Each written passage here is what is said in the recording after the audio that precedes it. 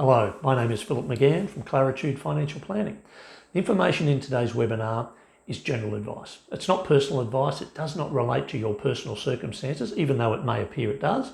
So please do not action anything without first speaking with myself about your personal circumstances. Right, today's topic is how much money do I need to retire? Now this is part 2 of the series on this topic. And the first webinar, if you watched that, you would have seen we were looking at the expenditure side, and this one we're looking at where the income is actually coming from, where it's getting sourced from. And what I looked at in the first webinar was to answer that question, what people are really looking for is to rephrase the question a little bit differently. And it's about how much recurring income in a sustainable fashion do I require to live the lifestyle that I am looking for, that I desire in retirement. That's what you're looking to achieve. So what we're looking at here in part 2 is where are the funds coming from?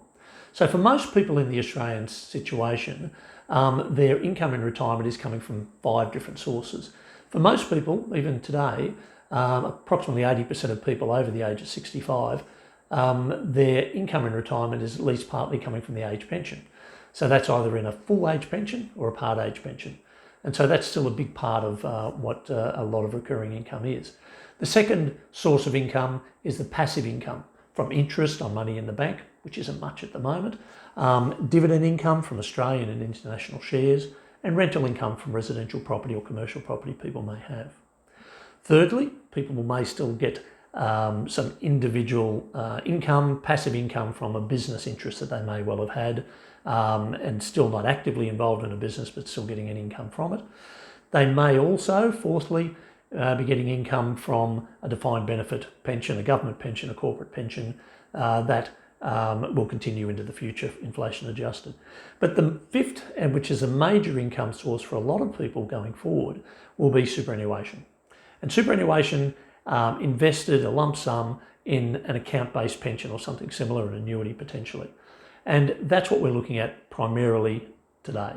So what you've got to sort of consider is the income, where it's coming from, how sustainable, how predictable, and how inflation adjusted is it, and will it still be there into the future? Because if you are drawing too heavily on your recurring income early in retirement, you run the risk of running your capital down too rapidly as you go forward from here. The biggest risk in retirement is outliving your money, realistically. So you've got to look at your situation and make sure that you are drawing your funds down in a sustainable fashion.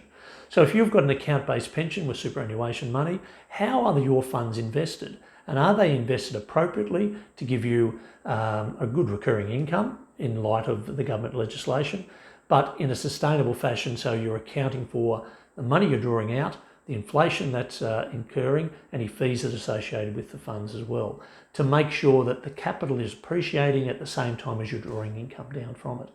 So that's a very important thing. It's something we can help with. Now, all of this may seem a bit complicated, and the reason it is because it is complicated, but it need not be complicated. And if you've got the right advice, if you've got the right financial planner assisting you, working with you to achieve the outcome that you're looking for. And that's where I come into it. So if we can help you with any of this, that's what we're here to do. You can contact us, go to our website, claritudefp.com.au. You can leave your details there and we can contact you. Or you can give me a ring directly, 0491 686 236. My name is Philip McGann from Claritude Financial Planning. Thanks very much for watching the webinar, and we'll see you soon.